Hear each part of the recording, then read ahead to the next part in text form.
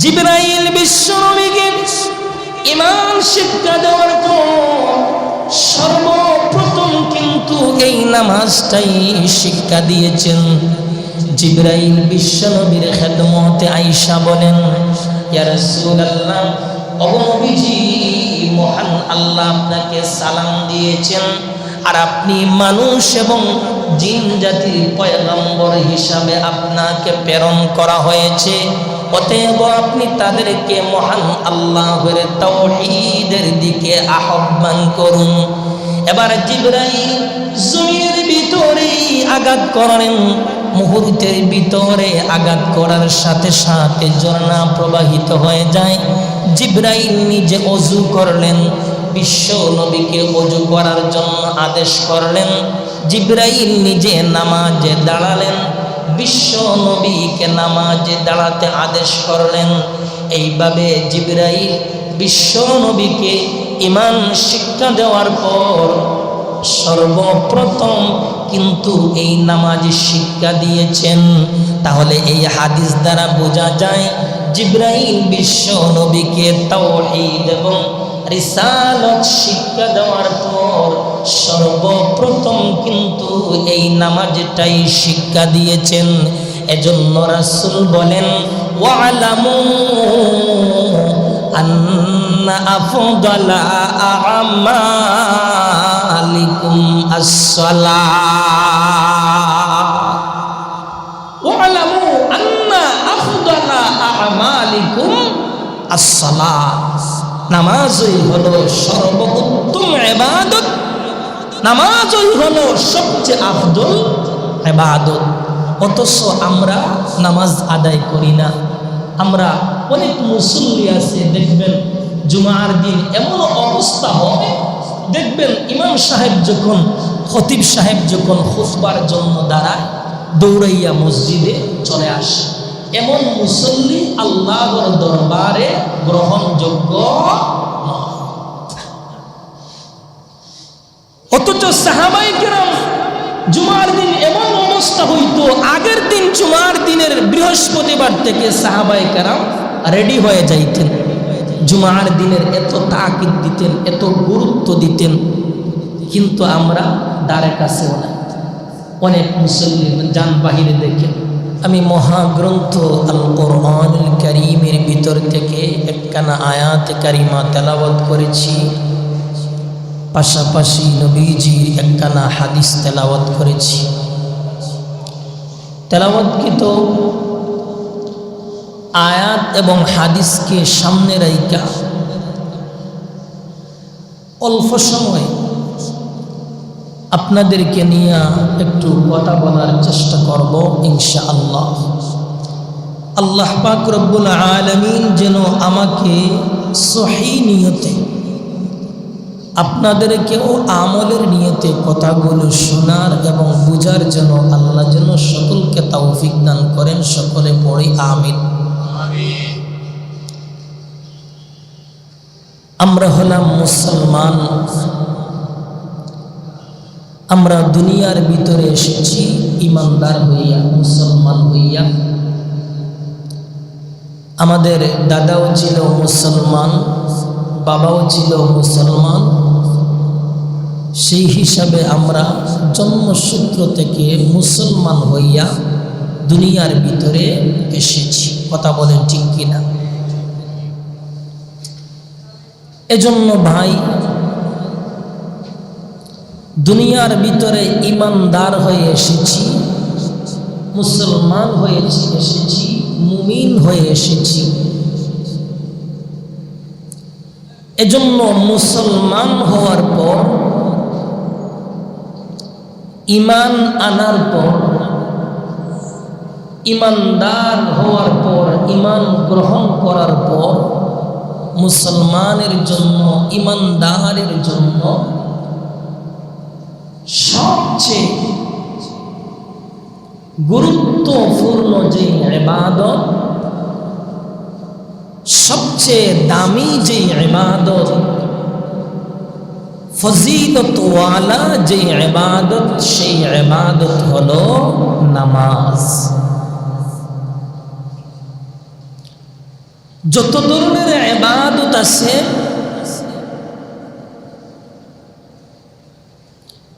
কোরআন তেলাওয়াত আল্লাহর ইবাদত, জিকির আজকারও আল্লাহর ইবাদত, তাসবিহ তাহলিল করাও আল্লাহর ইবাদত, দান খয়রাত করাও আল্লাহর ইবাদত। এই ইবাদতের ভিতরে সবচেয়ে দামি যে ইবাদত, গুরুত্বপূর্ণ যে ইবাদত, সেই ইবাদতের নামই হলো নামাজ। ইবাদতের নাম কি? নামাজ। এজন্য ঈমান আনার পর সবচেয়ে আফজল ইবাদত হলো নামাজ। এজন্য আল্লাহ বলেন আকিমিস সালাতা লিযিকরি, বান্দা তুই আমার শরণার্থে নামাজ কায়েম কর, নামাজ আদায় কর। আমাকে খুশি করার জন্য, তোর মালিককে খুশি করার জন্য তুই নামাজ আদায় কর। এজন্য আমরা যে নামাজ আদায় করি, আমরা আল্লাহকে খুশি করার জন্য নামাজ আদায় করি না অন্য কোনো স্বার্থের বিনিময়ে আমরা নামাজ আদায় করি? কোনটা? আল্লাহকে খুশি করার জন্য, একমাত্র মালিকের সন্তুষ্টি অর্জনের উদ্দেশ্যেই কিন্তু আমরা নামাজ আদায় করি। এই যে আমরা মসজিদে যারাই এসেছি, এই পর্যন্ত যারাই আমরা আল্লাহর ঘর মসজিদে এসে বসেছি, আমাদের একমাত্র উদ্দেশ্য হলো আল্লাহকে খুশি করা, ঠিক কিনা? একমাত্র উদ্দেশ্য হলো আল্লাহকে খুশি করা। এই আশায় কিন্তু আমরা মসজিদে আইসা বসে আছি, নামাজের জন্য অপেক্ষা করতেছি। কোন সময় নামাজের সময় হবে আর নামাজ আদায় করব একমাত্র আল্লাহর জন্য। এজন্য আল্লাহ বলেন আকিমিস সালাতা লিযিকরি, ও বান্দা তুই আমাকে খুশি করার জন্য, আমাকে সন্তুষ্টি অর্জনের উদ্দেশ্যেই তুই নামাজ আদায় কর। এই ইবাদত এমন একটা ইবাদত, এই ইবাদত এমন একটা ইবাদত, এই ইবাদত করার জন্য আমরা আসি একমাত্র আল্লাহর সন্তুষ্টি অর্জনের উদ্দেশ্যেই ইবাদতের জন্য মসজিদে আসি, আইসা নামাজ আদায় করি। এজন্য মহাগ্রন্থ আল কোরআনুল কারীমের ভিতরে আমার আল্লাহ সবচেয়ে বেশি যে ইবাদতের তাকিদ দিয়েছেন, সবচেয়ে বেশি যে ইবাদতের গুরুত্ব দিয়েছেন, সেই ইবাদতের নাম হলো নামাজ। কোরআনের ভিতরে আল্লাহ অন্য কোন ইবাদতের এত বেশি তাকিদ দেন নাই, এত বেশি গুরুত্ব দেন নাই। কোরআন যদি তালাশ করেন, কোরআন যদি খুলেন, তাহলে দেখবেন জায়গায় জায়গায় আল্লাহ নামাজের কথা বর্ণনা করছেন। এজন্য মহান আল্লাহ মহাগ্রন্থ আল কোরআনুল কারীমের ভিতরে সবচেয়ে বেশি যেই আমলের তাকিদ দিয়েছেন, গুরুত্ব দিয়েছেন, সেই ইবাদত হলো নামাজ। আমার ভাইরা, কোরআন যদি তালাশ করেন, কোরআন যদি খুলেন, তাহলে দেখবেন যেখানে আল্লাহ ইমানদারের আলোচনা করছেন, মুসলমানের আলোচনা করছেন, মুমিনের আলোচনা করছেন, সাথে সাথেই কিন্তু আল্লাহ নামাজের বয়ান করছেন।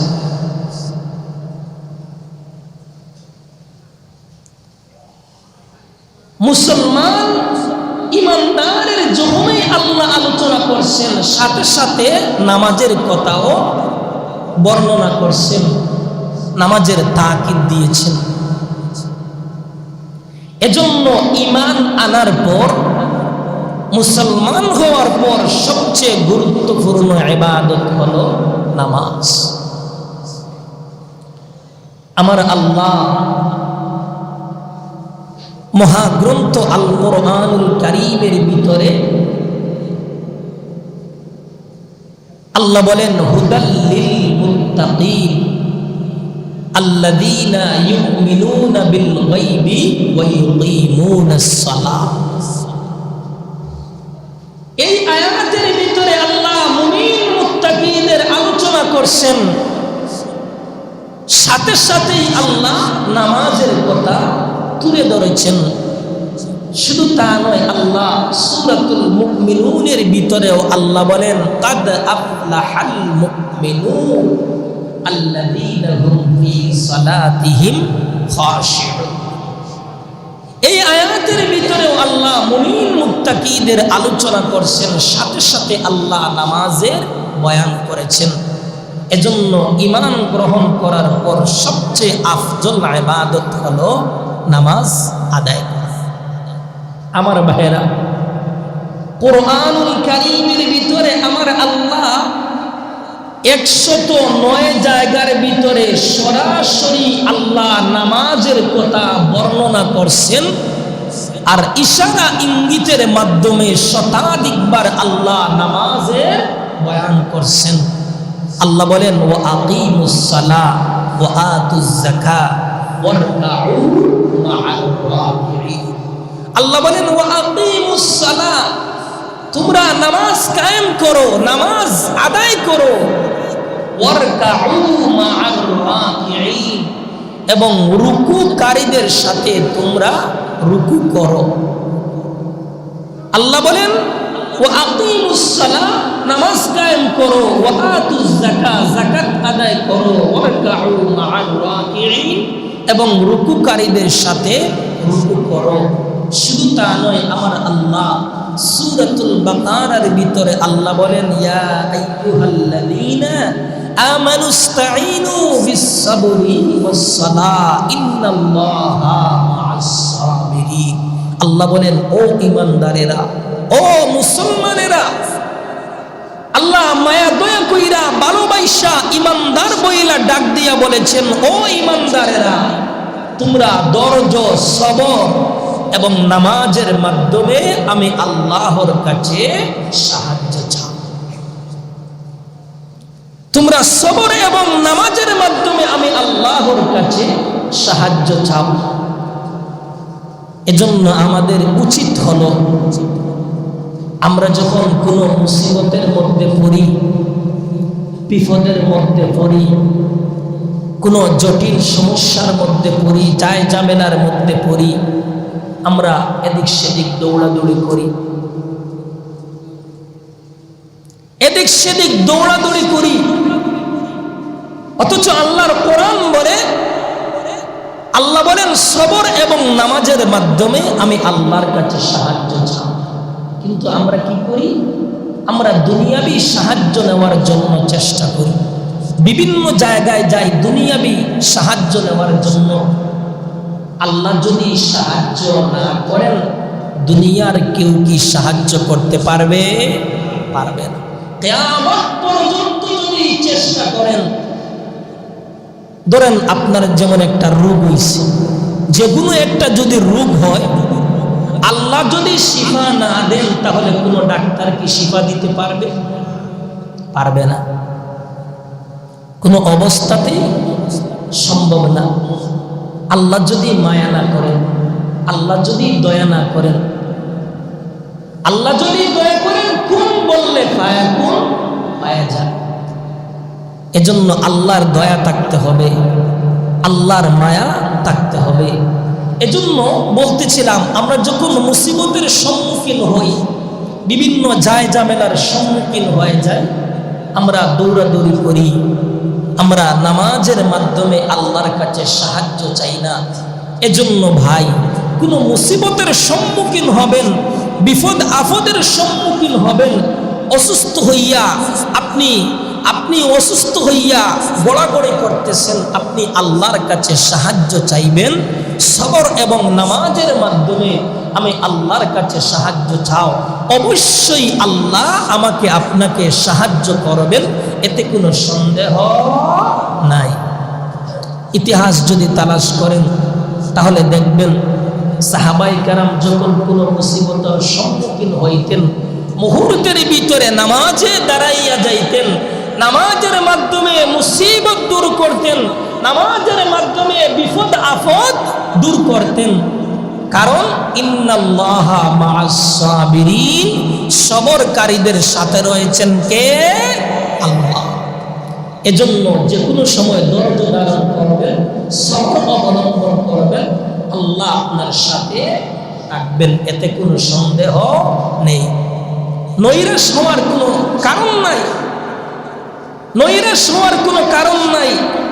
সবর করবেন, ধৈর্য ধারণ করবেন, মালিক আপনার সাথে থাকবে। শুধু তা নয়, আমার আল্লাহ আমার তেলাওয়াতকৃত আয়াতে কারিমার ভিতরে আল্লাহ বলেন, ইন্নানি আনাল্লাহ, আমি আল্লাহ, লা ইলাহা ইল্লা আনা ফা'বুদনি, আমি আল্লাহ ছাড়া আর কোনো মাবুদ নাই। ও আকিমিস সালাতা লিযিকরি, এবং আমার শরণার্থে তোমরা নামাজ কায়েম করো। শুধু তা নয়, আল্লাহ বলেন, কুল ইন্না সালাতি ওয়া নুসুকি ওয়া মাহইয়ায়া ওয়া মামাতি লিল্লাহি রাব্বিল আলামিন। আল্লাহ বলেন, বলো আমার নামাজ, আমার নামাজ আমার ইবাদত। এজন্য আমরা নামাজ পড়ি কার জন্য? আর জোরে কোন? আল্লাহর জন্য নামাজ পড়ি, ইবাদত করি কার জন্য? আল্লাহর জন্য। এজন্য আল্লাহ বলেন, কুল ইন্না সালাতি ওয়া নুসুকি, বলো আমার নামাজ, আমার ইবাদত, আমার জীবন, আমার মরণ সবকিছু লিল্লাহি রাব্বিল আলামিনের জন্য। আমাদের জীবনটাও আল্লাহর জন্য, আমাদের মরণটাও আল্লাহর জন্য, আমাদের ইবাদতটাই আল্লাহর জন্য, সব কিছু আসমানের মালিকের জন্য। জুরে কন্না সুবহানাল্লাহ। এজন্য ভাই, ইমানদার হওয়ার পর সবচেয়ে গুরুত্বপূর্ণ ইবাদত হলো নামাজ। নবীজির দরবারে এক সাহাবী আরজ করলো, ইয়া রাসূলুল্লাহ, মহান আল্লাহর নিকট সবচেয়ে উত্তম ইবাদত কোনটি? আল্লাহর রাসূল বলেন, as-salatu ala miqatiha, সময় মতো নামাজ আদায় করা। জুরে কন্না সুবহানাল্লাহ। নবীর সাহাবী আব্দুল্লাহ ইবনে মাসউদ রাদিয়াল্লাহু আনহু বলেন, আল্লাহর রাসূল বলেন, ঈমান আনার পর, ঈমানদার হওয়ার পর, মুমিন মুসলমান হওয়ার পর মহান আল্লাহর নিকট সবচেয়ে উত্তম ইবাদত হলো, সবচেয়ে আফজল ইবাদত হলো গুরুত্ব সহকারে জামাতের সাথে আইসা 5 ওয়াক্ত নামাজ আদায় করা। এজন্য মুসলমান ঈমান আনার পর সবচেয়ে আফজল ইবাদত, সবচেয়ে গুরুত্বপূর্ণ ইবাদত হলো নামাজ। কারণ রাসূল বলেন, যার নামাজ নাই, ঈমানের ভিতরে তার কোনো অংশ নাই। রাসূল বলেন, লা সাহমা ফিল ইসলামে লিমান লা সালাতা লা। আল্লাহর রাসূল বলেন, যার নামাজ নাই, ইসলামের ভিতরে তার কোনো অংশ নাই। যার নামাজ নাই, ঈমানের ভিতরে তার কোনো অংশ নাই। এজন্য মুসলমান হওয়ার পর সবচেয়ে আফজল ইবাদত হলো নামাজ। জুরে কন্না সুবহানাল্লাহ। কারণ জিবরাইল বিশ্বনবীকে ঈমান শিক্ষা দেওয়ার পর সর্বপ্রথম কিন্তু এই নামাজটাই শিক্ষা দিয়েছেন। জিবরাইল বিশ্বনবীর খেদমতে আয়েশা বলেন, ইয়া রাসূলুল্লাহ, ওগো নবীজি, মহান আল্লাহ আপনাকে সালাম দিয়েছেন, আর আপনি মানুষ এবং জিন জাতির পয়গম্বর হিসাবে আপনাকে প্রেরণ করা হয়েছে। অতএব আপনি তাদেরকে মহান আল্লাহর তাওহীদের দিকে আহ্বান করুন। এবার জিবরাইল জমিনের ভিতরে আঘাত করেন। মুহূর্তের ভিতরে আঘাত করার সাথে সাথে ঝর্ণা প্রবাহিত হয়ে যায়। জিবরাইল নিজে ওযু করলেন, বিশ্ব নবীকে ওযু করার জন্য আদেশ করলেন। জিবরাইল নিজে নামাজে দাঁড়ালেন, বিশ্ব নবীকে নামাজে দাঁড়াতে আদেশ করলেন। এইভাবে জিবরাইল বিশ্ব নবীকে ঈমান শিক্ষা দেওয়ার পর সর্বপ্রথম কিন্তু এই নামাজি শিক্ষা দিয়েছেন। তাহলে এই হাদিস দ্বারা বোঝা যায় জিবরাইল বিশ্ব নবীকে তাওহীদ এবং রিসালাত শিক্ষা দেওয়ার পর সর্বপ্রথম কিন্তু এই নামাজটাই শিক্ষা দিয়েছেন। এজন্য রাসূল বলেন ওয়ালামু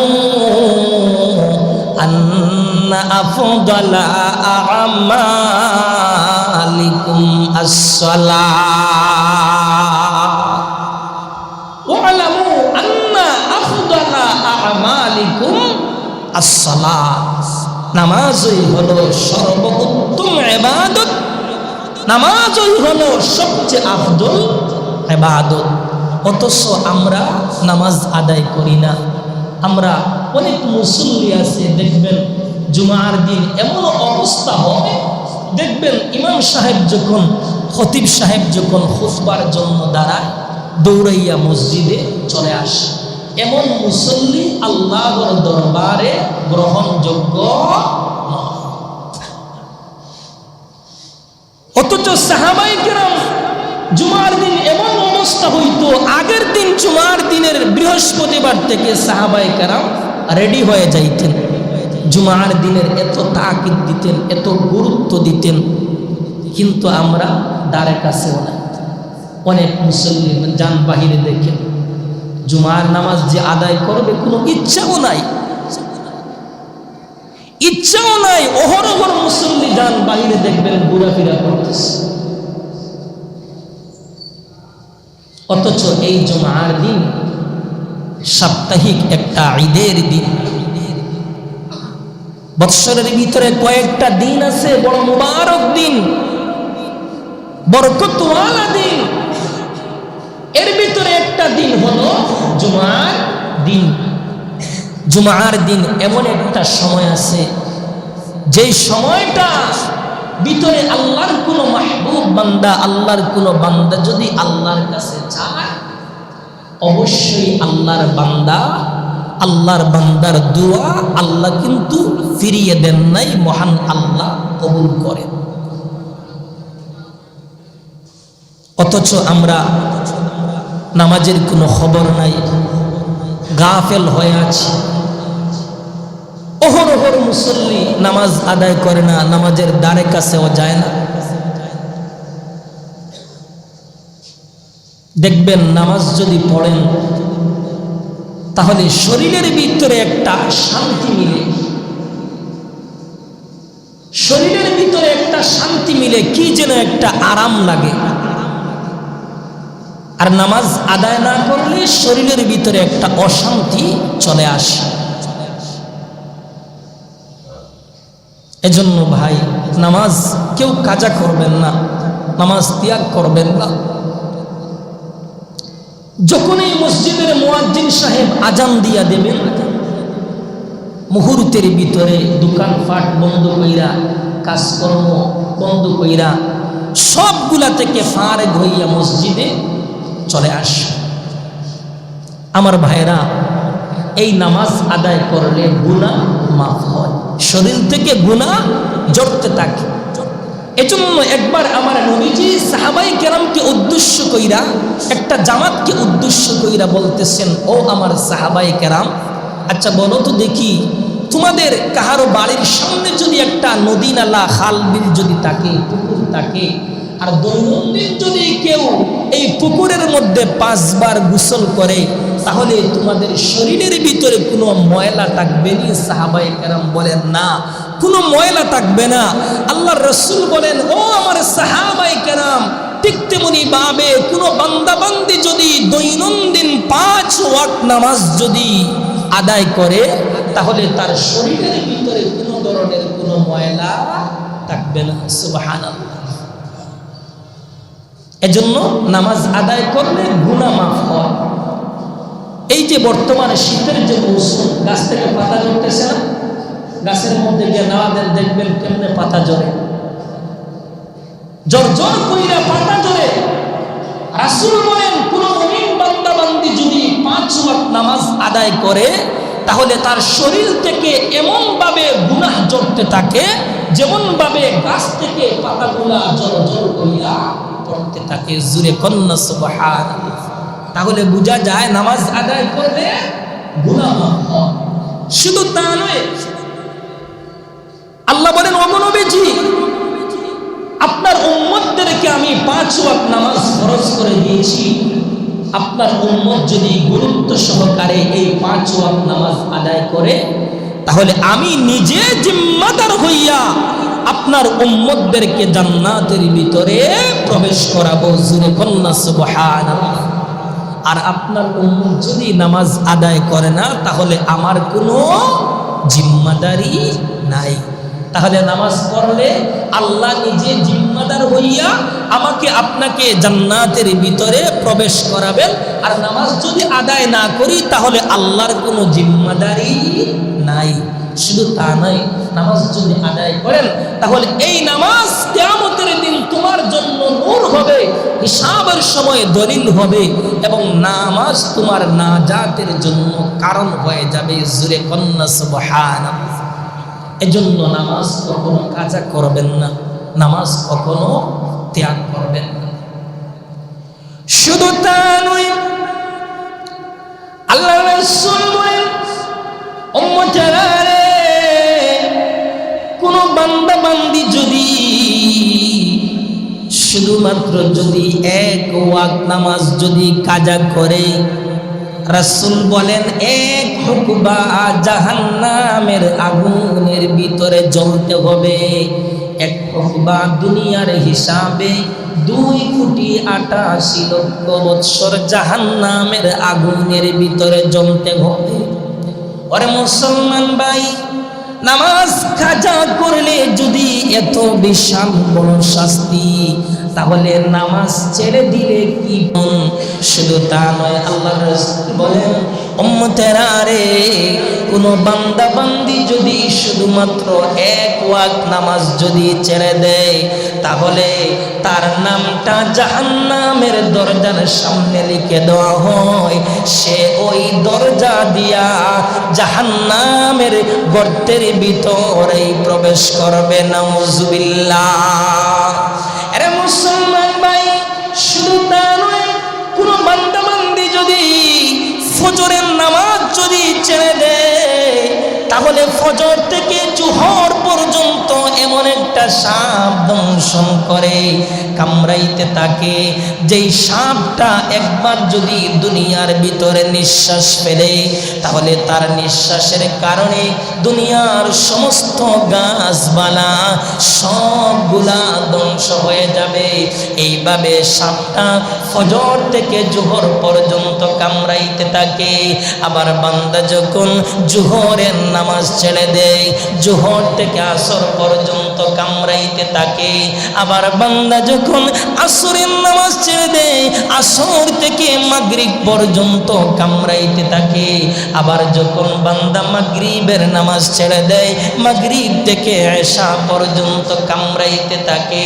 আবার বান্দা যখন এশার নামাজ ত্যাগ করে ছেড়ে দেয়, এশা থেকে ফজর পর্যন্ত এইভাবে সাপটা দংশন করতে থাকে, কামড়াইতে থাকে। ওরে মুসলমান ভাই, এই সাপের আযাব থেকে বাঁচতে হলে গুরুত্ব সহকারে হুলুসিয়তের সাথে মসজিদে আইসা জামাতের সাথে যদি 5 ওয়াক্ত নামাজ আদায় করতে পারো তাহলে এই ধরনের আযাব থেকে মহান আল্লাহ হেফাজত করবে। সুবহানাল্লাহ।